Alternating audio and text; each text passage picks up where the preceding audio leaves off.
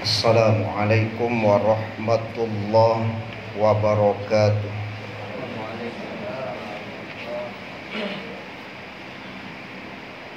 Hamdan wa syukran lillah, salatan wa salaman ala rasulillah. Ashhadu an la ilaha illallah wahdahu la syarikalah, wa ashhadu anna Muhammadan abduhu wa rasuluh la nabiyya ba'da. Allahumma salli wa sallim ala nabiyyina Muhammad wa ala alihi wa ashabihi ajma'in wa man tabi'ahum bi ihsanin ila yaumiddin. Qala Allah Ta'ala fil Qur'anil Karim, A'udzu billahi minasy syaithanir rajim. Bismillahirrahmanirrahim. Fa kharaja ala qaumihi fi zinatihi. Qala alladhina yuriduna al-hayata ad-dunya ya laita lana misla ma utiya Qarun innahu ladzu hazzin azim. Wa qala alladhina utul ilma wailakum sawabullahi khairul liman amana wa amila sholihan wala yulaqqaha illa sabirun. Surat Al-Qasas ayat 79 dan 80. Jamaah zuhur yang dirahmati Allah, alhamdulillah, puji syukur kehadiran Allah Subhanahu wa taala atas limpahan nikmat yang telah Allah berikan kepada kita. Tidak ada satupun dari kita yang mampu menghitungnya. Kemudian selawat dan salam kepada Nabi kita Muhammad sallallahu alaihi wasallam, keluarga beliau, sahabat beliau, pengikut-pengikut beliau yang mengikuti beliau dengan ihsan sampai hari kemudian. Bapak Ibu jamaah zuhur yang dirahmati Allah, sebuah hadis Rasulullah, hadis sahih, diriwayatkan muttafaqun alaih, yang banyak dibahas oleh para mubalik dan asatidz, terutama di bulan Ramadan, bahwasanya Rasulullah bersabda, lis-shaimi farhatan, bagi orang yang berpuasa akan mendapatkan dua kebahagiaan. Farhatun inda fitrih, yang pertama adalah kebahagiaan di saat berbuka. Wa farhatun inda liqa'i rabbih, dan yang kedua adalah kebahagiaan di saat bertemu dengan Tuhan. Dua kebahagiaan yang Allah janjikan bagi orang yang berpuasa.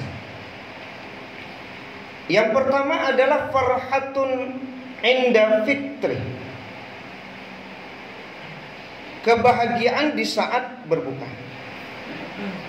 Kalau kita berbuka, Bapak Ibu jamaah dirahmati Allah, pasti setiap kita akan merasa senang dan bahagia. Tidak ada orang yang berbuka itu yang cemberut. Tidak ada orang yang berbuka itu yang bersedih. Walaupun makanan dan minuman yang dihidangkan untuk berbuka adalah makanan dan minuman yang sangat sederhana, boleh dikatakan hanya segelas air putih dengan nasi dan lauk pauk yang sangat sederhana. Tapi tidak ada orang yang berbuka itu yang tidak bahagia, tidak senang. Pelajaran yang pertama ini ada kaitannya dengan syukur. Karena syukur itu berarti kan berterima kasih dengan yang sedikit. Makanya bulan Ramadan mengajarkan kepada kita kembali makna syukur yang sebenarnya. Bersyukur dengan yang sedikit. Sebagaimana yang kita alami di saat berbuka. Kalau saya pernah memberikan contoh Bapak Ibu, bahwa ada orang yang ketika dikasih uang hanya ratusan ribu rupiah saja, itu senangnya luar biasa. Cium-cium piti itu berkali-kali Pak. Namun sujud nyok ke lantai padahal sedang di trotoar Pak. Namun malonce nyok, mana ngadah tangan kalangi Pak. Padahal cuma 200.000. Tapi ungkapan bahagianya itu tidak main-main. Berarti bahagianya itu kan bukan karena 200.000. Rasa syukur. Sebab ada juga orang dan bagaji 5 balai juta, pas mambiak di ATM Pak Nyocigo, tidak ada. Tanang saja ya. Nyo calik kan 15 juta. Anak saya. Mangaka meloncek-loncek. Ya. Berucap alhamdulillah saja tidak. Karena boleh jadilah tabiaso dapat banyak Pak. Ya, kalau tabiaso dapat banyak kok, agak payah mengucapkan alhamdulillah. Dia inilah tabiaso. 5 balai juta, 30 juta, 50 juta dapat dia Pak. Tapi jangankan kama loncek lah gitu. Jangankan kama nangadah lah Pak. Malah kadang ada kalimat saiko ya. Rasa banyak itu Pak, saiko. Ya. Orang 200.000, 100.000 sama. Luar biasa. Karena sekali lagi bahagia itu bukan masalah jumlahnya Pak. Bahagia itu bukan masalah banyaknya. Ramadan mengajarkan kepada kita bahagia itu dengan sebab apa? Syukur Pak. Jadi orang-orang yang tidak bahagia itu tidak bersyukur tuh. Ya, tidak bersyukur. Makanya bahagia itu jauh. Ya. Sama juga dengan penyakit Pak. Ya kan? Melihat yang sedikit, rasa syukur masih ada. Kebahagiaan itu masih ada Pak. Sama dengan seorang wanita sufi yang ketika berjalan kemudian tersandung kakinya kan luka. Luka Pak. Lukanya cukup besar. Tapi kok wanita ini tersenyum. Bahagia dia, senang dia. Karena boleh jadi yang dia lihat hanya bagian kecil. Sementara bagian besar tidak ada masalah. Boleh jadi sakit yang dialami Pak baru 1 tahun 2 tahun kok Pak. Sehat beliau selama kola 60 tahun. Bila Pak mulai sakit? Ya di umur 70 ampe kalau Ustaz. Itu mengapa model itu mana waktu ibu-ibu mana? Baru ke sakit tok di umur 70 ampe Pak. 70 ampe yang lalu kan sehat itu. 74 yang dijalani itu tidak ada masalah Pak. Maka rasa syukur itu tetap ada Pak. Karena yang dilihat apa? Kecil. Sakit modeliko biasa. 70 sampai tahun sehat Pak. Barunya aja sakit baru. Ya kan? Kan baru dikasih sakit. Itu yang disebut syukur tadi. Orang bahagia dengan sebab syukurnya itu. Makanya tingkatan paling tinggi orang dapat musibah itu Bapak Ibu dia bersyukur. Alhamdulillah ala kulli hal. Maha suci Allah. Segala puji bagi Allah terhadap segala sesuatu. Samalah orang kemalingan di rumah Pak. Tapi dia tenang saja. Karena yang kemalingan baru hanya laptop dan sepeda motor. Kan itu. Dan hilang laptop dan sepeda motor Pak. Dan rumah tinggal. Kan maling tidak mungkin bawa rumah. Sertifikat rumah masih ada kan gitu. Nah artinya di balik musibah pun orang kalau bersyukur Pak, maka muncul kebahagiaan. Untung lai sepeda motor je laptop. Kok awak mati Pak. Nah itu ya. Itu kepandaian orang-orang yang bersyukur sehingga yang muncul itu kebahagiaan. Kebahagiaan. Nah, itu yang bahagia, senang, salah satu penyebabnya adalah syukur. Bahkan kalau tingkatan tertinggi sekali lagi Bapak Ibu, bersyukur bahkan di saat kita mendapatkan musibah. Makanya kita bisa melihat orang-orang sakit Pak, adonan memang tarumuk banget ya, luar biasa. Tapi ada yang labatui loh mas, baraum gini ya, setelah 78 ya, baru kepatang sakit. Kok 75 tahun, nambu anak nambu teraga, nambu lapi ya. Kini baru udah boleh makan durian aja. Kini baru udah boleh makanan mani-mani. Selama kok tidak ada masalah. Itu yang disebut syukur. Ya. Maka belajar dari puasa Ramadan, Bapak Ibu jamaah dirahmati Allah Subhanahu wa taala, bagaimana kita mensyukuri nikmat yang telah Allah berikan kepada kita. Karena bahagia itu bukan masalah apa yang ada pada kita, tapi bagaimana kita menyikapi apa yang ada pada kita. Maka di situ letak syukurnya. Apakah itu berupa nikmat ataupun itu berupa musibah? Apakah itu berupa badan yang sehat ataupun berupa badan yang sakit? Bagi orang yang bersyukur, maka segalanya akan mendatangkan kebahagiaan dan ketenangan. Itu poin pertama berkaitan dengan bahagia. Ya. Ada juga pembahasan yang lain Bapak Ibu jamaah yang dirahmati Allah, bahwa bahagia di saat berbuka itu kan bukan masalah makanan dan minumannya. Tapi kenapa kemudian bergembira orang, berbahagia orang di saat berbuka?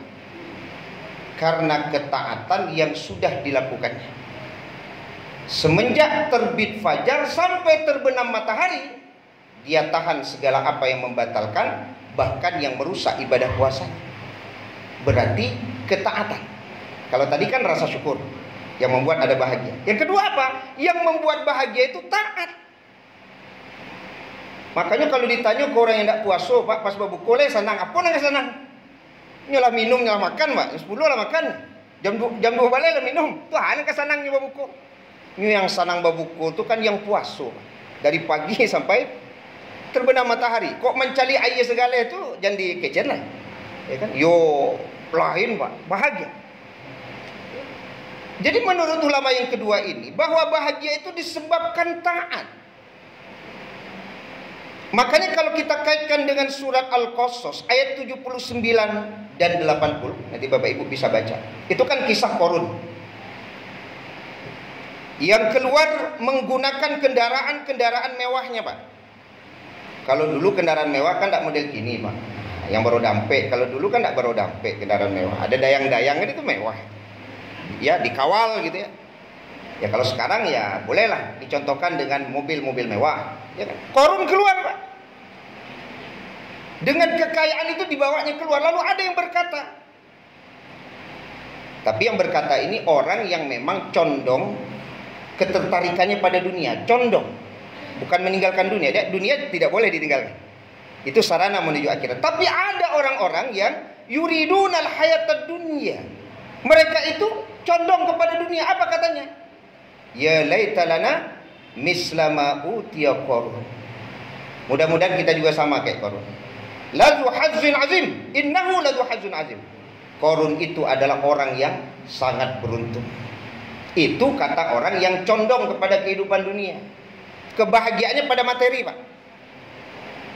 Tapi waqala alladziina utul ilma, berbeda dengan orang-orang berilmu yang berkata, wailakum sawabullah khairul liman amana wa amila sholihan. Pahala Allah itu lebih baik bagi orang yang beriman dan beramal soleh. Nanti di surat Yunus 58 Ustaz juga ada itu kan. Ya. Qul bi fadlillah wa bi rahmatihi fa bidzalika falyafrahu huwa khairum mimma yajma'un. Katakanlah, dengan karunia Allah dan rahmatnya, dengan sebab itulah kalian bergembira. Itu lebih baik dari apa yang mereka kumpulkan. Makanya kalau orang bersedekah, bahagianya itu bukan uangnya banyak, Pak. Kan ada bilang, ambu kalau bersedekah itu Ustaz lain loh, sana nanti. Adonan lapeh, tuh yo selama aku tahan-tahan piti orang, Pak. Tahan-tahan hak orang, maka bahagianya, Pak.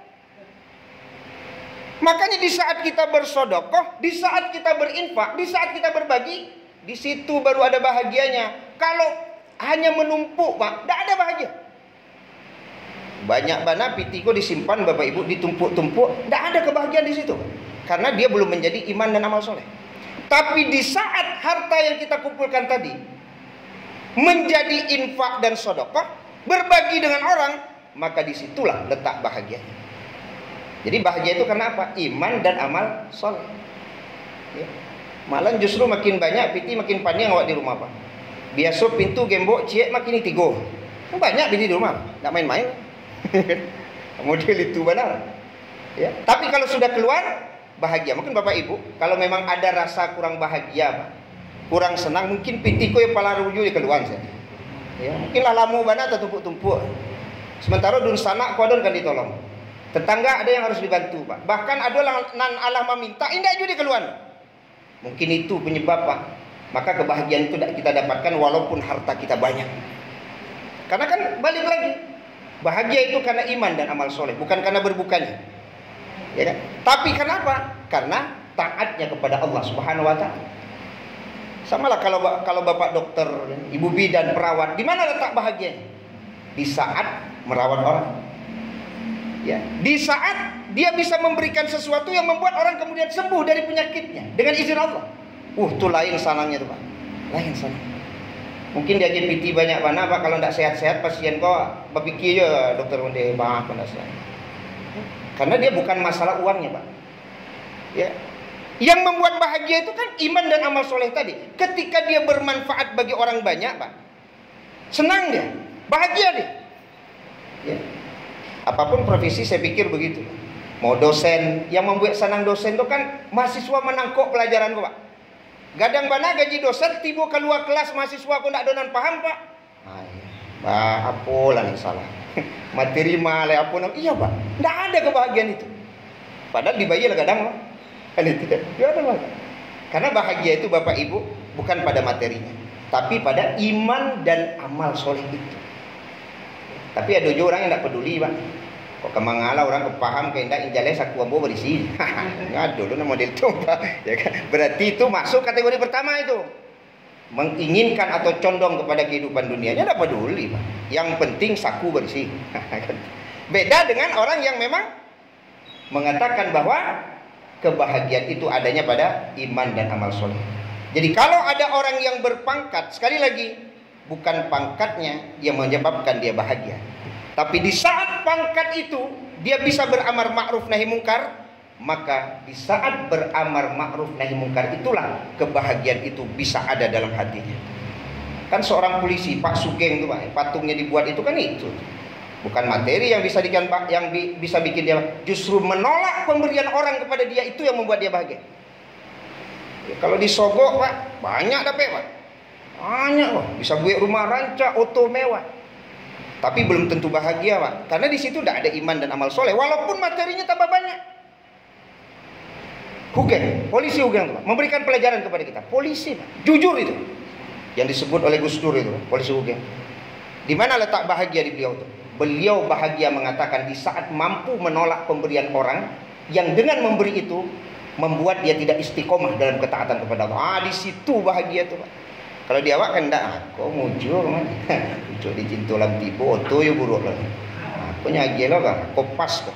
Sanang ambo kalau oto ko baganti jo nan raja. Cobalah kok yo sanang. Tak sanang kan? Dengan sogokan kemudian kita beranggapan bahwa kita bisa membangun rumah mewah. Cobalah. Bangun rumah mewah dengan hasil sogokan itu. Kok yo sanang? Indak kasanang. Karena itu janji dari Allah Subhanahu wa taala bahwa yang bahagia hanya ada pada iman dan amal soleh. Bapak Ibu jamaah dirahmati Allah Subhanahu wa taala, kemudian yang terakhir, ya, kebahagiaan yang akan didapatkan oleh orang yang berpuasa adalah kebahagiaan di saat bertemu dengan Tuhan. Karena seseorang yang taat berlelah-lelah dalam ketaatan, itu membuat Allah mencintai orang-orang yang berlelah-lelah dalam ketaatan itu. Ya. Maka dia akan menjumpai Allah. Mudah-mudahan Bapak Ibu jamaah dirahmati Allah di penghujung Ramadan jangan lengah. Ya. Kalau di dalam hadis Rasulullah dari Aisyah, kan syadda mi'adzarab, di 10 terakhir Ramadan harus muncul motivasi. Karena memang secara fisik kita sudah lelah. Kalau ibarat orang bermain bola, Pak, kelengahan di akhir itu yang menjadi kesempatan bagi musuh untuk mengalahkan kita. Kalau pertama udah tanggung lari, kok kancang, Pak. Itu sampai 45 menit pertama. Lah di injury time Pak, lita. Ya kan? Itu kesempatan bagi musuh itu. Makanya innamal a'malu bil khawatim. Amal itu di akhir. Walaupun 20 Ramadan rajin ke masjid, Pak, kalau di ujung-ujung hilang saja, ada bisa. 10 Ramadan pertama, 10 Ramadan kedua di muka tadi. 10 Ramadan terakhir tak hilang. Kemarin. Nah, berarti nilainya kan innamal a'malu bil khawatim. Setan tahu persis, Pak. Kalau 10 pertama, 10 kedua kita setan lagi tapi. Ya, kalau bisa mau gaduh lagi. Tapi di 10 terakhir Ramadan kesempatan setan untuk kemudian membuat kita tidak istiqomah itu sangat besar karena badan memang ya panik. Maka berletih-letih dalam ketaatan. Ya. Wasyadda mi'dzarahu, beri motivasi dirimu kata Rasulullah. Kalau ibarat main bola Pak, sebenarnya lah berkunang-kunang mata orang Pak. Tak kaja bola dok. Cuman agak penonton. Kaja, semangat. Juara. Oh, kaja bola tuh. Hilang kunang-kunang mata bos. Maka berletih-letihlah kita dalam taat kepada Allah. Karena dalam berletih-letih dalam taat kepada Allah ada kebahagiaan, ada ketenangan. Insyaallah semoga sampai di penghujung Ramadan kita mampu menyemangati diri kita untuk tetap taat kepada Allah Subhanahu wa taala. Demikian Bapak Ibu jamaah dirahmati Allah, semoga bermanfaat kajian zuhur kita pada siang hari ini. Dua kebahagiaan yang pasti didapatkan oleh orang yang berpuasa. Pertama, kebahagiaan di saat berbuka, dan kedua, kebahagiaan di saat bertemu dengan Tuhan.